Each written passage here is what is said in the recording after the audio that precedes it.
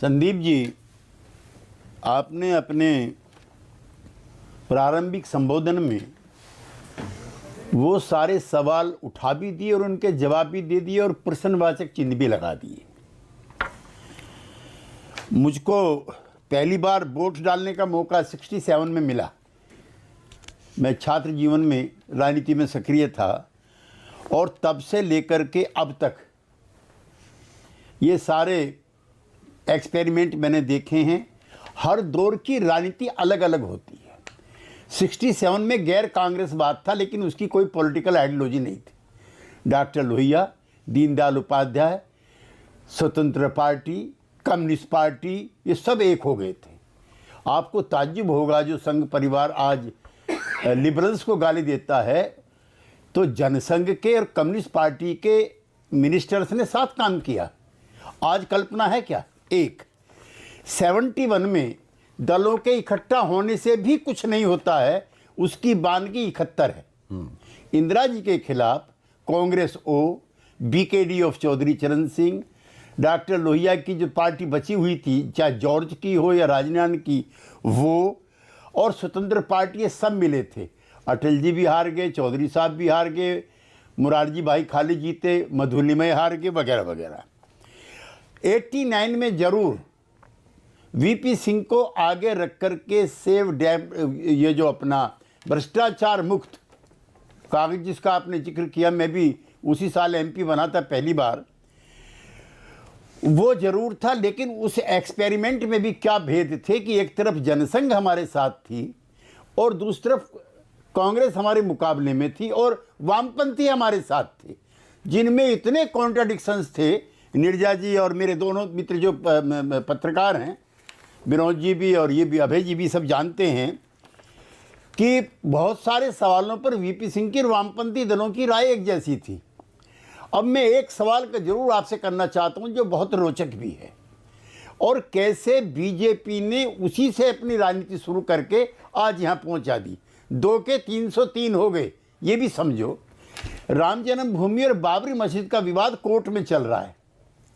किसी भी responsible leader को या किसी भी रेस्पॉन्सिबल पार्टी को कानून को धत्ता दिखा करके वहां पे शिलान्यास करने की क्या जरूरत है? मैं नीरजा जी, आपकी भी जानकारी के लिए बता दूं, अटल जी ने संपर्क किया है उस दौरान में वीपी सिंह से कि आधारशिला रखने दो, शिलान्यास होने दो, उसके बाद उठा लेना और सरकार भी बच जाएगी। वीपी सिंह ने मना कर दिया।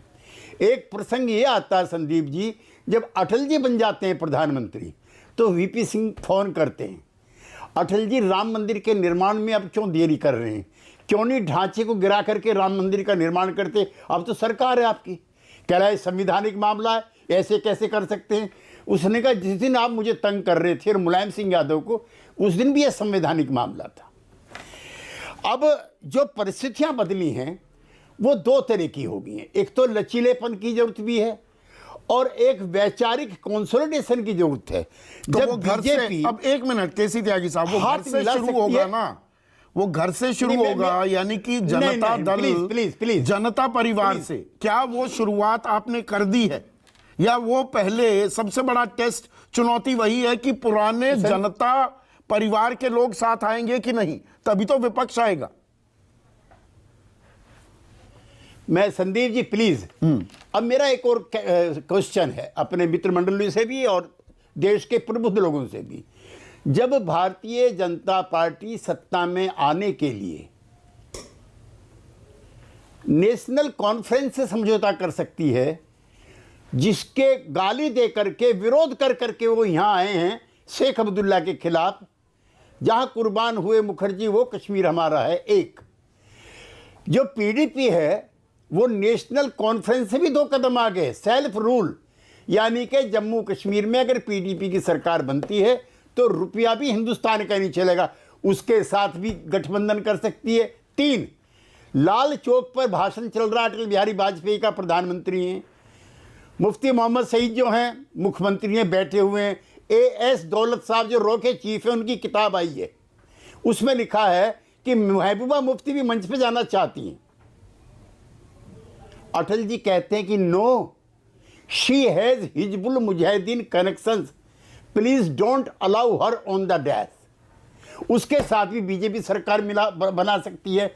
तो एक तो मेरा ये कहना, जो आप कह रहे हैं ना कंसोलिडेशन, जनता दल परिवार की एकता के लिए हम प्रयास कर चुके हैं। स्वर्गीय मुलायम सिंह यादव हमारी कौम के, हमारे वर्गों के सबसे बड़े नेता थे। उनको हमने अपना मुखिया चुन लिया था, किसी कारण नहीं हो पाया। लेकिन अब मैं ये कहना चाहता हूं कि पार्टी की एकता के बजाय अब हम लोगों को फेडरेशन बनाना चाहिए। उत्तर प्रदेश में उसकी अगुवाई निसंदेह, कोई भी विकल्प अगर बनना है यूपी में, तो अखिलेश यादव को आगे बना के करना पड़ेगा। अब इसमें एक पेच और है, एक पॉलिटिक्स है नॉन कांग्रेसिज्म की। मैं बहुत जिम्मेदारी के साथ आपके मंच पे कहना चाहता हूं कि कांग्रेस पार्टी को भी साथ लिए बगैर कोई भाजपा विरोधी मोर्चा नहीं बन सकता। With all my respect to Mamata ji, Kejriwal ji and KC Rao ji. और कांग्रेस पार्टी को भी ये लचीलापन दिखाना है। आज ही तो प्रेस कॉन्फ्रेंस हुई है श्री राहुल गांधी की, और आज ही कमलनाथ का बयान है कि अगले प्रधानमंत्री के लिए राहुल गांधी के नेतृत्व में कांग्रेस पार्टी समूचे विपक्ष का, और राहुल जी उसका नेतृत्व करेंगे। 272 तो होने दो, 272 होंगे तभी बनेंगे वो। गांव बस और मैं मंगते बहुत आएंगे। जिम्मेदारी से कहना चाहता हूँ, हाँ। मांगते आएंगे। अच्छा, मैं बहुत जिम्मेदारी से कह रहा हूं, नीतीश कुमार तमाम काबिलियत प्रधानमंत्री पद की रखते हुए, 17 साल का मुख्यमंत्री का और दिल्ली का 6 साल का अनुभव रखते हुए इस दौड़ में नहीं है, इस दौड़ में नहीं। हाँ, विपक्षी एकता हमारा मजहब है, हमारा धर्म है, और हम चाहते हैं कि कांग्रेस बीजेपी के एक के मुकाबले एक उम्मीदवार खड़ा हो। हमने एक प्रयास किया है, अखिलेश जी से हमारी लंबी बातचीत हुई है। बीच में एक चीज़ और मैं जरूर जोड़ना चाहता हूं, नीतीश कुमार जी से सलाह मशवरा करके मैं अखिलेश यादव जी के मंच पे गया था जसवंत नगर में। मुझे प्रसन्नता है कि सारी नेशनल और रीजनल आउटफिट ने वहां उम्मीदवार खड़े नहीं किए। निस्संदेह जो वहां की जीत है, उसने विपक्षी एकता के दरवाजे खोले हैं। 20,000 से जीते थे खतौली में भारतीय जनता पार्टी, अब 20,000 से आरएलडी जीतती है। नीतीश कुमार जी से चर्चा करके मैं वहां भी गया था। पश्चिम में भी बदलाव हुआ है। उन्हीं से वार्ता करके मैं गया था शिमला में भी। मैंने नीतीश जी को बताया कोई पॉलिटिकल पार्टी नहीं है वहां बीजेपी के मुकाबले कांग्रेस में। जिंदगी पर में बिहार में 3 उपचुनाव होते हैं विधानसभा के, 2 बीजेपी जीत जाती है और एक ही आपका गठबंधन जीत पाता है। एक सीट पहले आ रहे, 2 में से फिर एक बीजेपी के पास, एक आपके पास।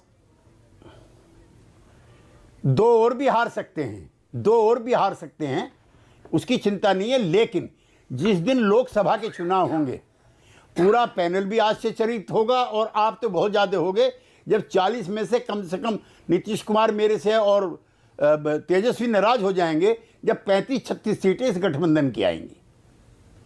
हर 36 सीटें आने वाली हैं, पर ये अभी दूर की कौड़ी है। देखिए